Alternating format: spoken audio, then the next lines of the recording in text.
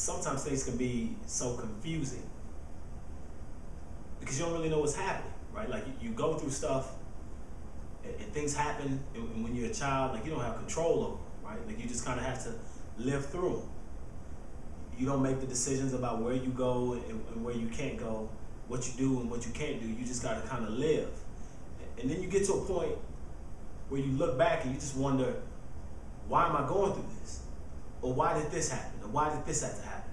Or why did this have to happen to me, right? Because you see other kids, your peers, your friends, and they're not going through these same things. And you know, when you're young, you don't understand it, and it frustrates you, it angers you to a point to where you don't want to deal with it, right? Like you don't even want to live through it, right? Now sometimes that means that you're gonna try to kill yourself because you don't want to have to deal with it, and that's an easy way out, right?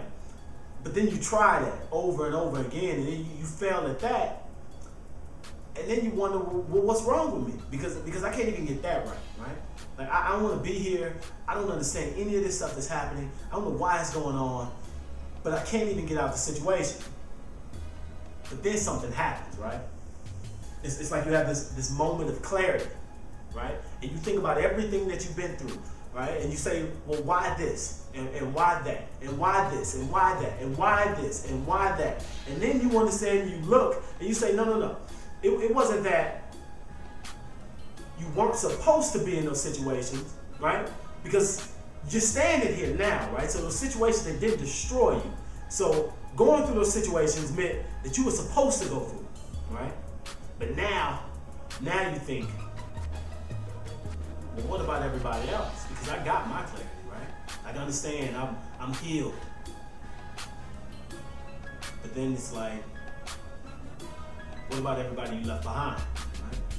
Or what about the kids that you're never gonna meet, who may not ever get that clarity, right? Who may succeed in doing something to hurt themselves. Well, who's gonna be there for them, right? Like, what are you gonna do for them? And then it just hits you like that everything that you've been through, the hurt, the pain, the abuse, everything was to get you to this point, because those young people, kids that you're talking about, like they need somebody to come and get them, right? And just like me, was called from this situation, right? I didn't choose it, couldn't control any of it, but was called from it. Now, it hit me, right? Like I got this obligation to not just be okay and to go on with my life as if none of these things ever happened, but to go back and to pull these other ones, right? And to show them that, you know what, you are something, you can do something, you can be something, you can go somewhere. Everything that you went through wasn't for nothing. Everything that happened bad to you wasn't just for the sake of something happening bad to you. It was to prepare you for something great, right? Now that doesn't make sense, because all you see is just your situation. You see your pain, you feel your hurt, and you can't imagine how going through this is going to somehow help you be a better person somewhere in life. But I know, because I'm living proof that it will, right?